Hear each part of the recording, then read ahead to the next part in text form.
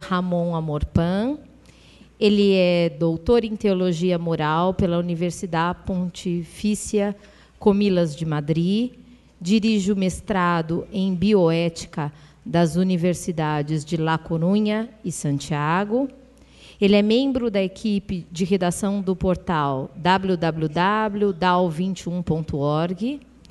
Tem inúmeras publicações no campo da deficiência intelectual, entre elas o livro Afetividade e Sexualidade na Pessoa com Deficiência Mental, que inclusive está aqui, depois a gente mostra. Ele vai falar sobre o tema sexualidade. Fica à vontade, então. Muito bem, muito obrigado.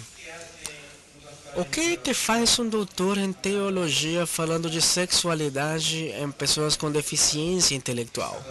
Essa pode ser talvez a primeira dúvida que vem à cabeça de vocês. O motivo é que 22 anos atrás eu fui ver o que eu podia fazer para meu trabalho de formatura, para meu TC.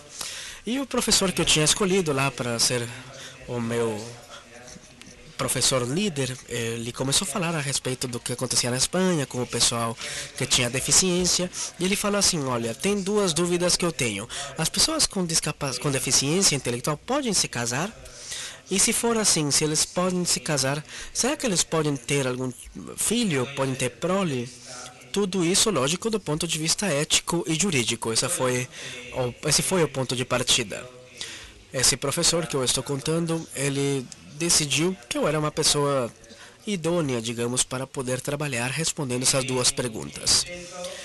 Essa tentativa, me levou 7 anos da minha vida. Eu comecei em 90, acabei em 97, esse estudo. Eu acredito que a ética, quando é boa, começa com bons dados também.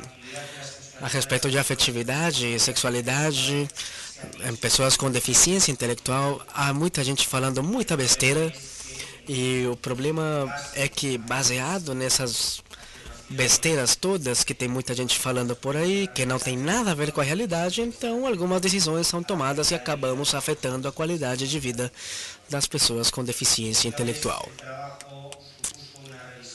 Então, houve um forte trabalho de revisão bibliográfica, mas também eu fui para o campo, digamos, para poder obter dados reais. Eu tinha 3 lugares, primeiro em La Coruña, que é a cidade onde eu nasci, é lá no noroeste da Espanha, talvez.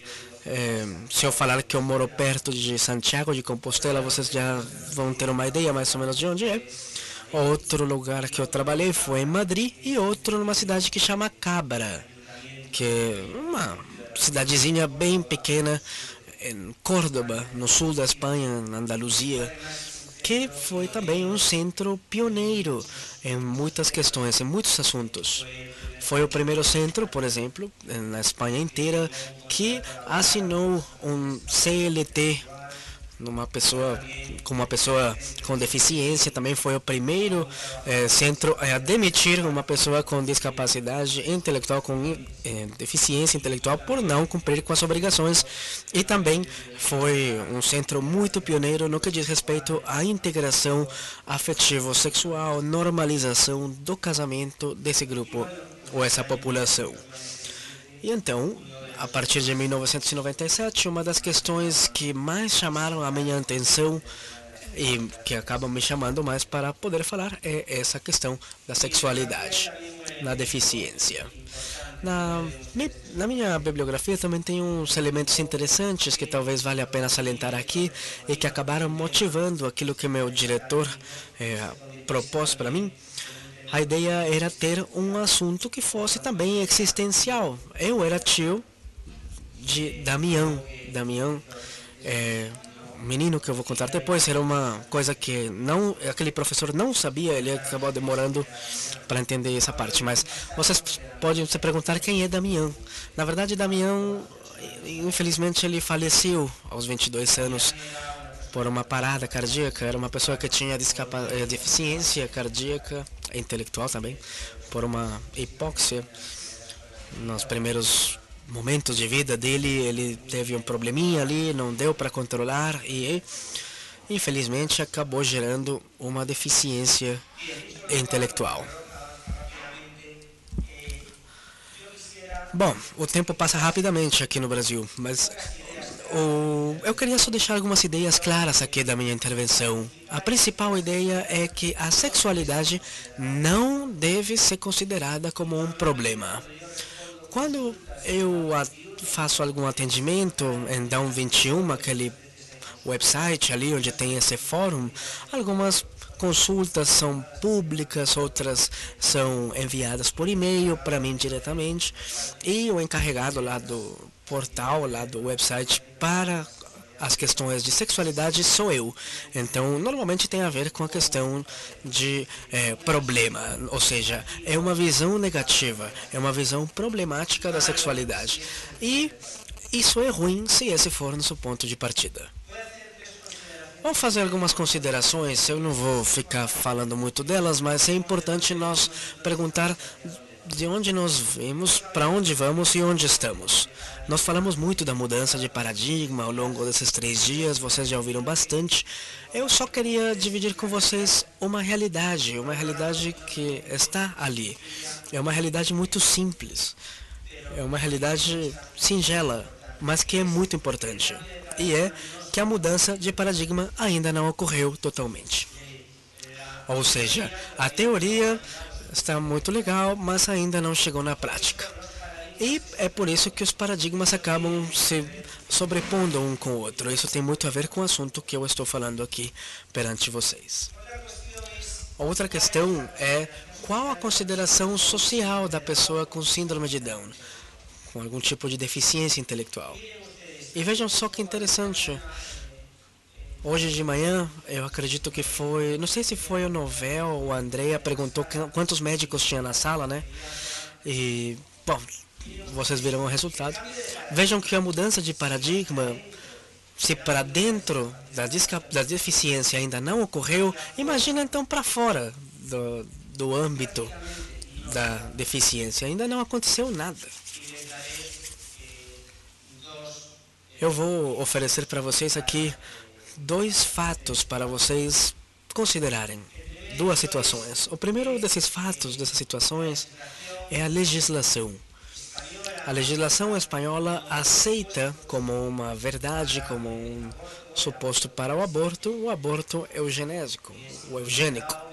Seja síndrome de Down ou qualquer outro tipo de deficiência física ou de qualquer outro tipo que possa ser identificada no pré-natal ou nas primeiras 22 semanas de vida do feto. Bom, o movimento associativo da deficiência na Espanha, especialmente depois da aprovação da Convenção dos Direitos em 2006, que acabou entrando em prática em 2008 e que forma parte integral do ordenamento jurídico espanhol e também do brasileiro, levando essa informação, esse texto normativo em consideração, que está no nível da legislação no meu país, solicitou que esse tipo de aborto pudesse ser eliminado da lei. Que você pudesse abortar sob qualquer circunstância. Não sei, na Espanha temos algumas semanas com essa nova lei. Tivesse ou não deficiência, o aborto está liberado. O governo anterior do meu país considerou que não tinha por que modificar a lei e o governo novo acredita que a lei deve sim ser modificada e há uma grande polêmica aqui na Espanha. Na terça-feira eu tenho uma coluna num jornal é um jornal muito importante, depois eu vou falar para vocês o nome, é o 5º jornal em importância, e na terça-feira saiu essa coluna contra a reforma da lei. Na quarta-feira, eu já estava aqui, apareceu uma resposta ali minha, porque, olha só, as colunas desse jornal, na versão online, você pode comentar, você pode qualificar, e eu perdi de 20-0. Ou seja, foi muito mais apoiado o artigo que era contra a reforma da lei proposta pelo governo atual, ou seja, as pessoas querem sim manter o aborto eugenésico ou eugênico. Então há uma hipocrisia social enorme, pelo menos na Espanha, porque por uma parte nós temos o discurso de os direitos das pessoas com deficiência e tudo mais, e por outro lado nós não reconhecemos o direito básico, que é o direito à vida, e nós já colocamos ela numa discriminação já no útero. Outra questão é a questão antropológica. Vejam só, hoje de manhã, quando eu estava fazendo a barba, eu não olhei para o espelho lá no banheiro e fiquei olhando para mim. E aí, qual o teu modelo antropológico, José? Eu não fiz isso. Se eu fiz isso foi que a caipirinha de ontem, pelo amor de Deus, alguma coisa tinha. Se eu começar a falar de modelos antropológicos enquanto eu faço a barba. Mas vocês e eu funcionamos assim, funcionamos como um modelo antropológico. Ou seja, está interiorizado no nível das crenças. Esse modelo antropológico não serve para que tomemos decisões. Então, para vocês, o que seria o homem? Poderíamos discutir isso horas e horas e não é o caso. Não vem ao caso, mas seria uma pessoa interessante. O que eu quero que eu quero dividir com vocês é o seguinte. O modelo social de atendimento às pessoas com deficiência parte do princípio antropológico de todos os seres humanos são pessoas e, portanto, temos os mesmos direitos. Neste momento, na bioética, não confundo isso com a dietética, nem com a diurética. É a bioética, que é basicamente ao que me dedico profissionalmente, que é a reflexão sobre os avanços biomédicos, a reflexão ética e jurídica deles.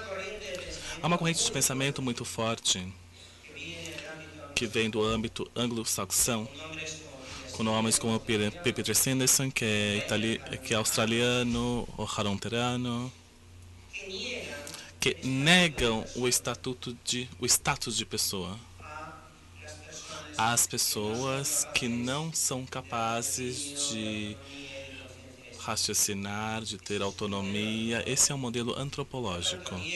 Portanto, nega o conceito de pessoa no início da vida, mas vai negar também no fim da vida. Ou seja, consideram que uma pessoa com síndrome de Down não seria uma pessoa, e consideram também que a minha mãe, que tem demência senil muito avançada, deixou de ser uma pessoa.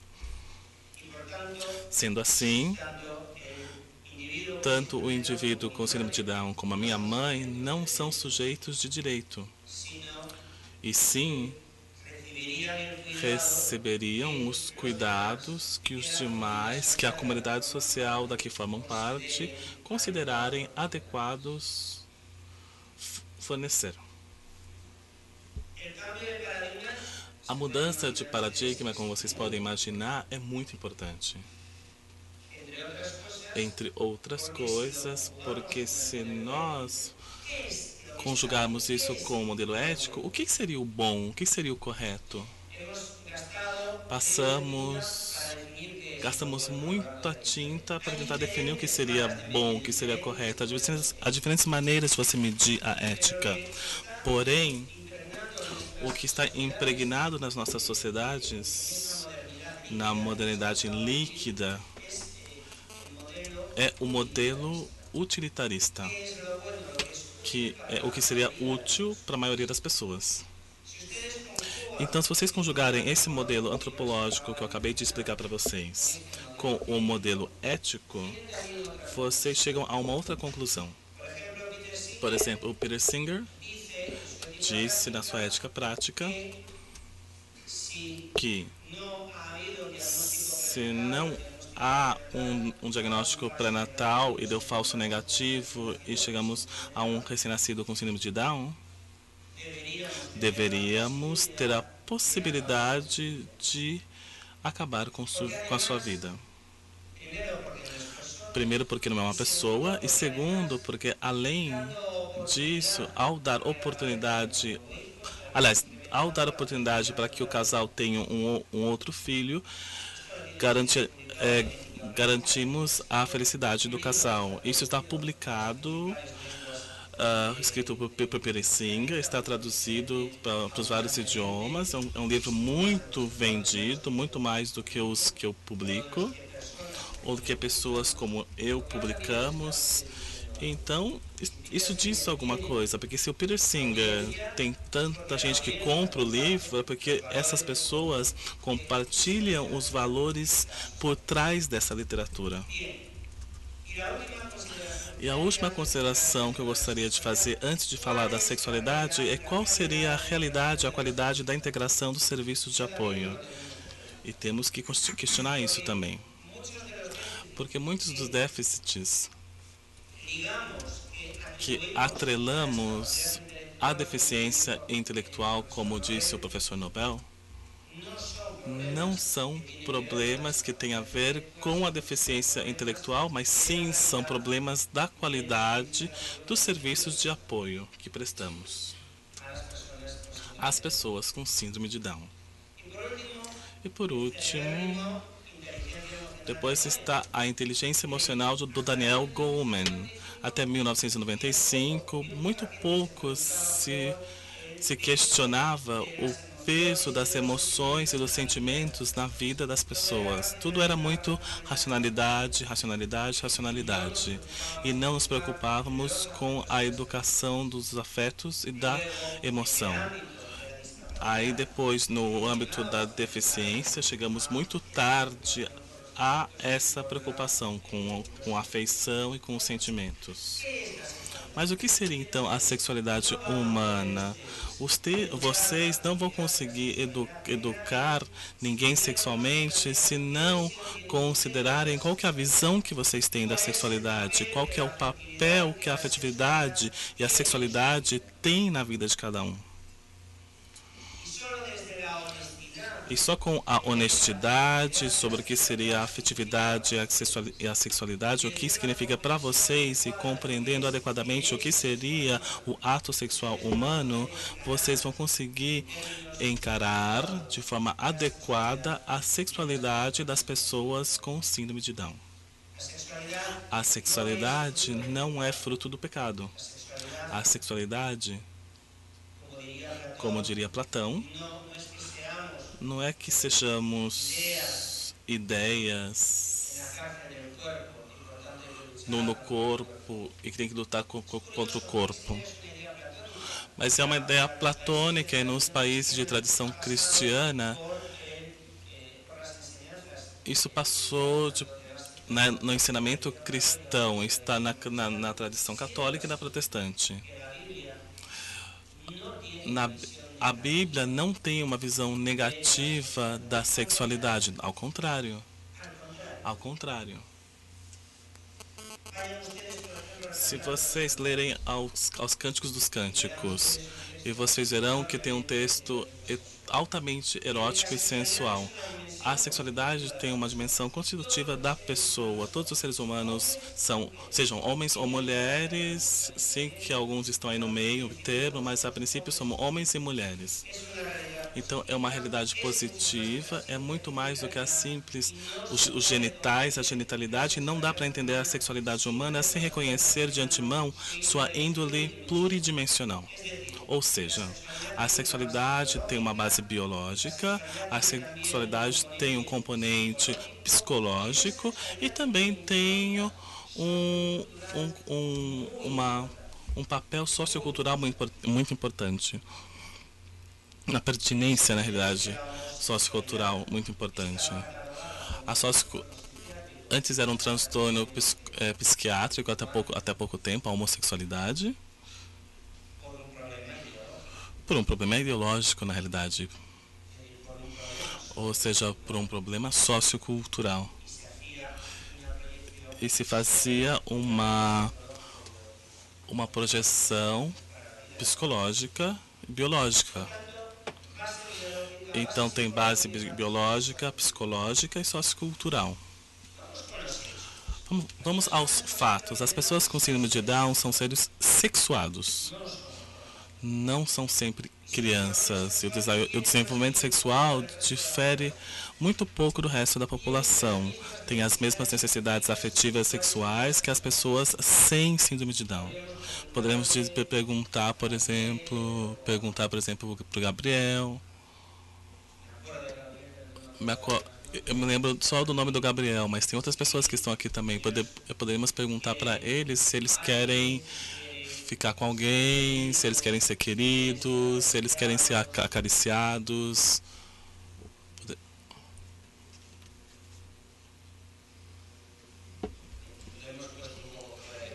Eu acho que a gente saiu um pouco da... Na realidade, o que eu encontro quando fazemos essas perguntas é que sim, eles têm as mesmas necessidades que nós. Eu me lembro de um casal e a mulher dizia o que ela queria era sentir-se acolhida pelo seu marido e ele queria chegar à casa e que a sua mulher pudesse servir uma cerveja e assistisse a televisão com ele. Tinha o papel do contexto, que provavelmente qualquer outro homem diria a mesma coisa, que ao chegar em casa gostaria de tomar uma cerveja com a mulher ou assistindo a televisão. Ou seja, as demandas, o desejo de prazer, amor e ter uma pessoa é comum nos mortais. Aqui temos a pirâmide de Maslow, todos temos essas necessidades fisiológicas. O sexo estaria nas necessidades fisiológicas, porém o sexo e o afeto também têm a ver com as necessidades de segurança, com as necessidades sociais, de estima também, e com as de autorrealização. Fatos. Não existem hipersexualidade de origem orgânica. Não existe isso. Então, se às vezes há algum tipo de hipersexualidade, é porque existe um transtorno dual, ou seja, tem uma outra complicação envolvida. Não existe também uma sexualidade abaixo da média. Os órgãos sexuais externos são, em geral, idênticos ao resto da população. Eu vou falar um pouco sobre isso aqui agora, o Dr. Nobel, lógico que existe um problema com a capacidade inibidora, que exerce o córtex pré-frontal do nosso cérebro. Ou seja, na síndrome de Down, o lóbulo frontal está afetado, que tem a ver com as funções executivas, com as capacidades de inibição de controle. É preciso considerar isso, não para negar a afetividade ou a sexualidade, ou negar direitos nessa dimensão que faz parte da pessoa, mas sim para desenvolver estratégias educativas adequadas.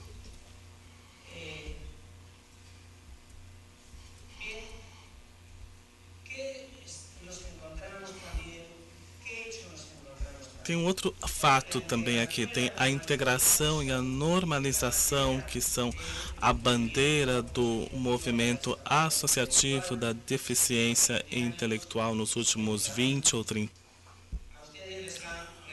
Para vocês ganharam, como eu, esse livro, acho que vocês têm aí na bolsa do fórum.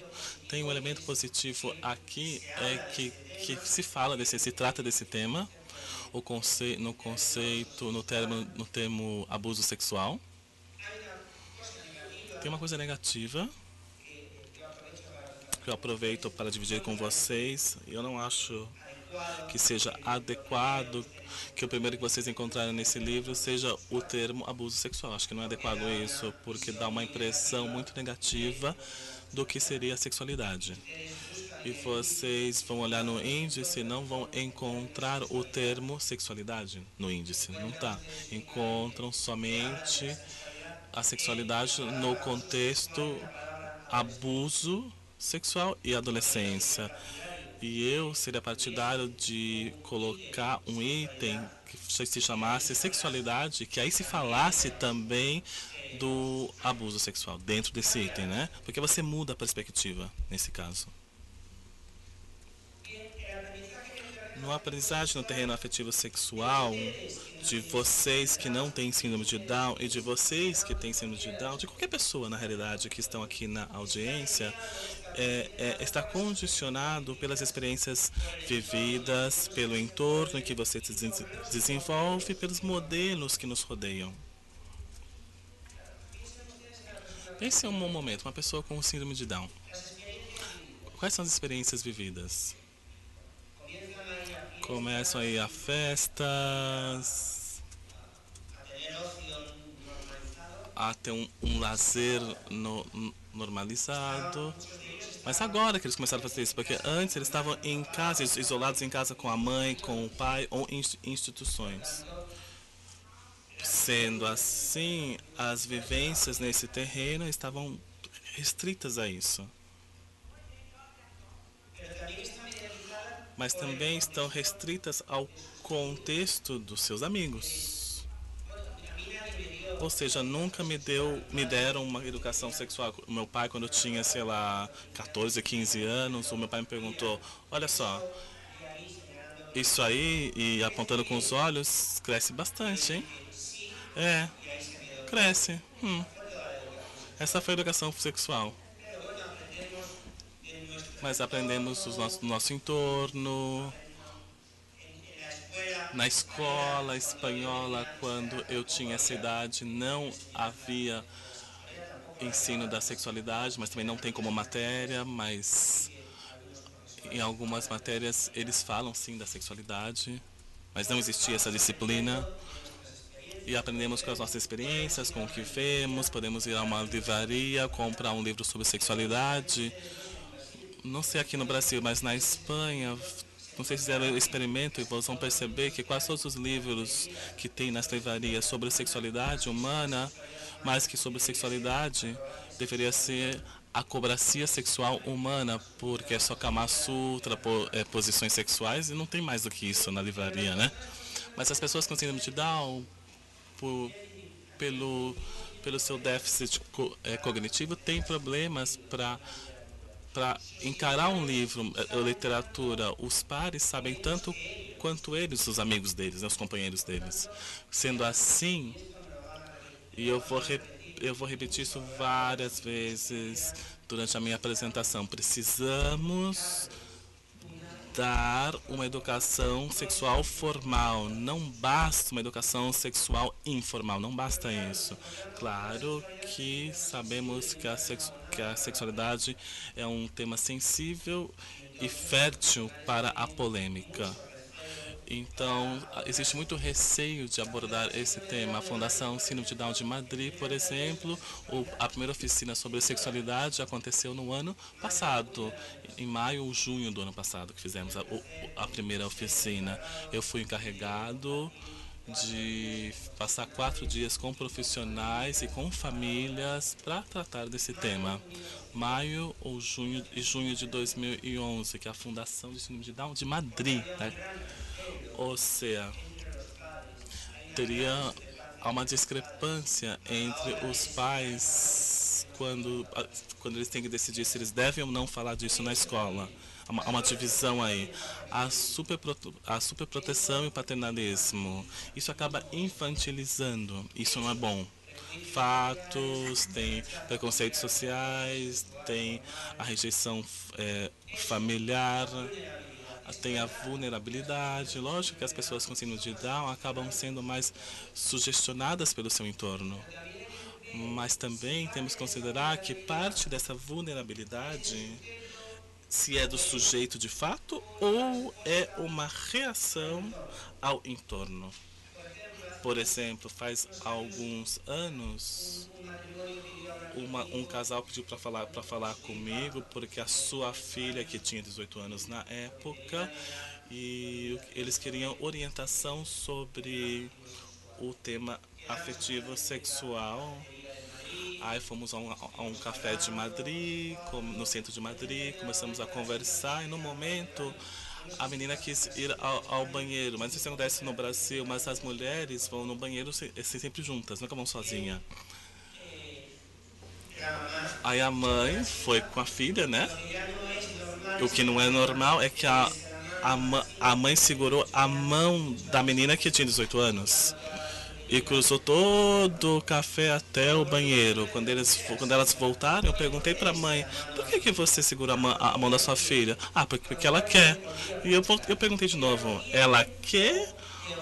Ou ela lhe dá a mão porque está acostumada que a senhora segure a mão dela? Ela não me respondeu, demorou 3 dias para me responder, me ligou depois e disse que já tinha 3 noites que não dormia e chegava à conclusão de que efetivamente a filha, na realidade, pedia a mão porque ela tinha acostumado a filha a fazer isso. Então, muitas vezes, a vulnerabilidade das crianças com síndrome de Down é uma vulnerabilidade aprendida e não inerente à sua deficiência. Em relação às mulheres com síndrome de Down, é que fiquem grávidas. Então, como temos medo de que elas fiquem grávidas, sempre estamos considerando até alguns casos, não, no México, não na Espanha. Não sei se é porque não fiquei sabendo ou porque os ginecologistas espanhóis não estão fazendo, mas no México, eu tenho uma amiga no México, a doutora Teresa Grijotto, que é uma ginecologista, que é mãe de uma filha com síndrome de Down. Chegam no México, eles chegam a inibir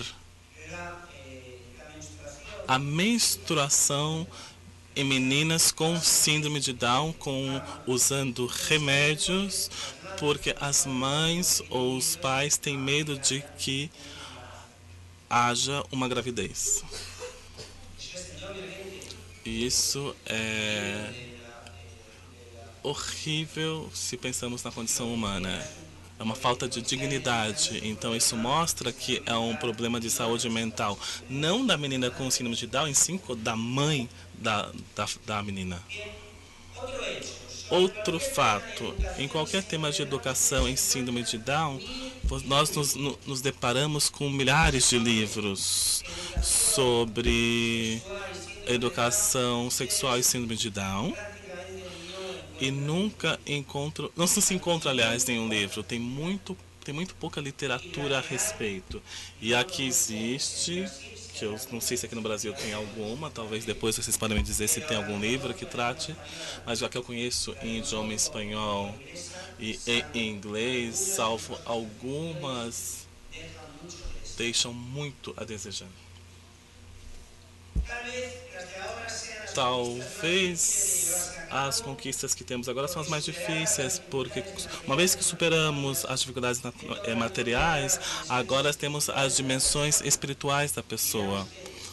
E vocês dirão, as dimensões espirituais? Como assim? Sim, porque a afetividade tem a ver com a dimensão espiritual da pessoa.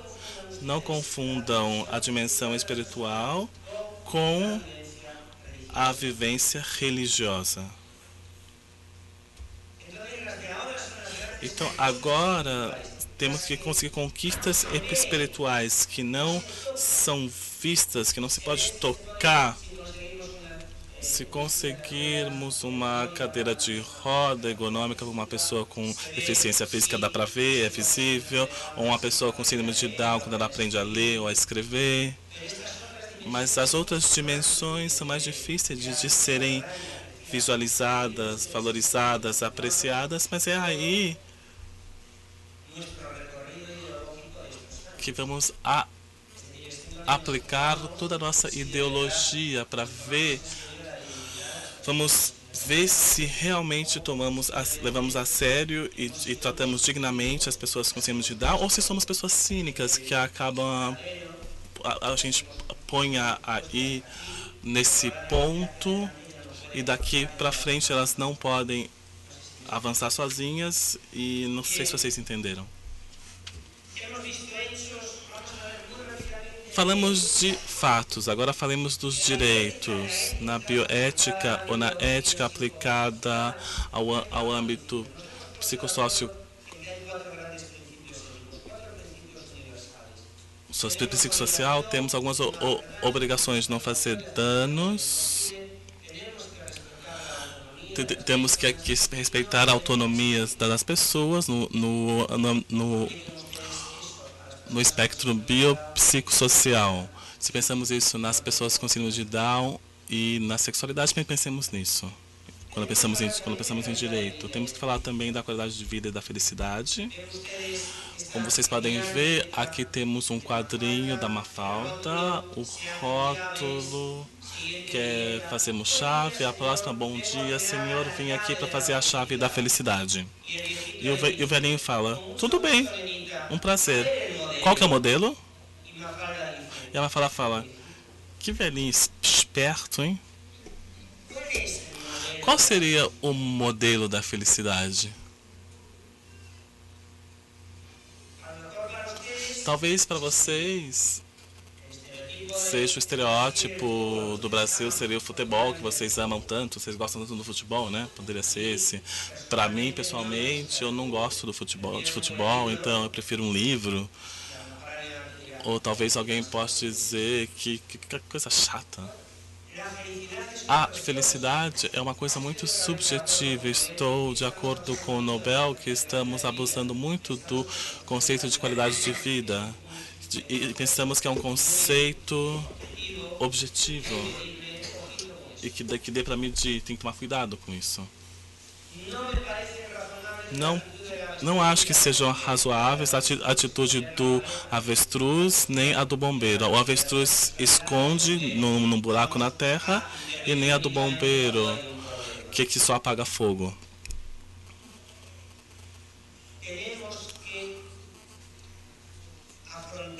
Então, temos que enfrentar de frente a dimensão afetivo-sexual das pessoas com síndrome de Down.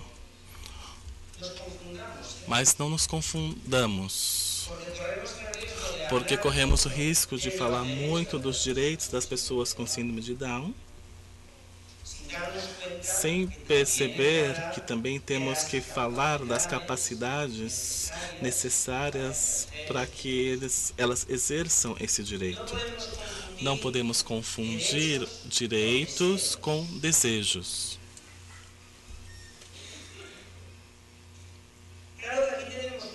Cada um de nós temos um problema que não é uma coisa do Brasil nem da Espanha, mas não vou citar os contextos para que ninguém leve para o pessoal. Vou falar do meu. A população comum confunde com o eu tenho vontade disso com eu tenho direito a isso.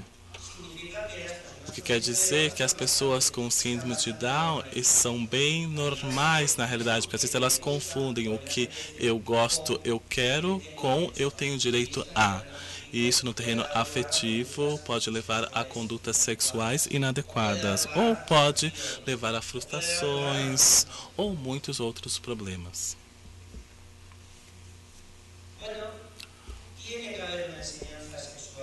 Temos que ter uma educação sexual formal, já disse. Vocês não estão prestando atenção, hein? Eu já tinha falado isso, que é preciso ter uma educação sexual formal. Não durmam, hein? O pessoal está dormindo, parece. Então, essa educação de habilidades sociossexuais segue os mesmos passos de qualquer outra aprendizagem. E eu gostei da intervenção muito, não sei, do Carpe Diem, não sei, eu lembro o nome, mas que apresentou o livro, que nos deu uma classe, uma aula de metodologia, como temos que ensinar. Ou seja, tudo que essa menina disse, apliquem vocês também à educação sexual. Tem que ser uma educação sexual com muitas imagens, com muitos exemplos, de ver se eles aprenderam. Depois de meses tem que fazer um segmento, um acompanhamento. Daqui a pouco vão levantar o cartão vermelho de tempo. Mas eu vou contar uma historinha, um caos. Tinha um casal que já fazia 5 anos que estava morando juntos. Os dois tinham síndrome de Down. E tinham um grande desejo de ser pais. Até esse momento, a gente ensinava para eles que eles não podiam, explicava para eles que eles não podiam, porém, eles continuavam insistindo de que eles queriam ter filhos, que eles se sentiam frustrados porque eles não tinham.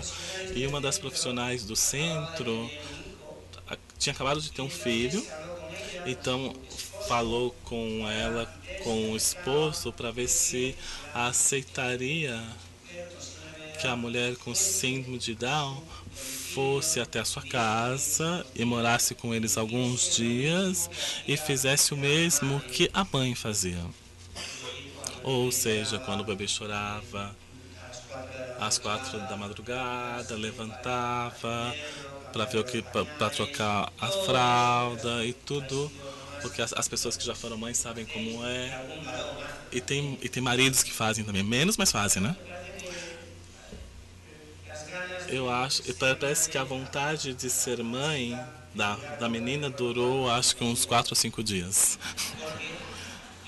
Porque ela viu que era muito estressante. Então, através de um exemplo, de uma vivência, ela conseguiu entender o que ela não tinha conseguido entender ou aprender em termos de raciocínio cognitivo. Então, temos que usar uma aprendizagem mais significativa. E não podemos ser hipócritas. Não podemos impor uma ética sexual às pessoas com síndrome de Down que seja diferente da ética sexual das pessoas em geral. E eu não tenho mais tempo para continuar explicando essas questões. Conteúdos básicos, o que é público, o que é privado, conhecimento do próprio corpo, as emoções, a existência de limites, ou de limites, melhor, porque tem mães que têm crianças pequenas e a ideia de pôr limites de controle são aprendidas ou têm que ser ensinadas desde que a criança é muito pequena. Com 8 anos não dá para começar a ensinar a ideia de limite. Porque seja uma pessoa com síndrome de Down ou não, é muito difícil ensinar limite depois dos 8 anos. E claro que contribuímos para criar uma personalidade narcisista.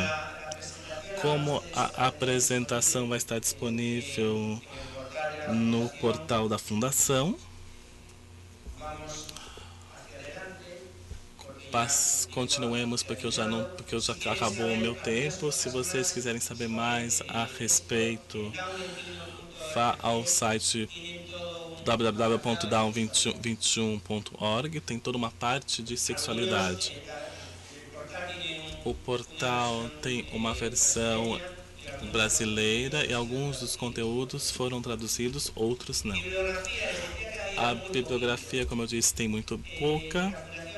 A Fundação Catalã de Síndrome de Down publicou faz alguns meses esse livro, Relações Afetivas e Sexualidade, da Beatriz Gardia.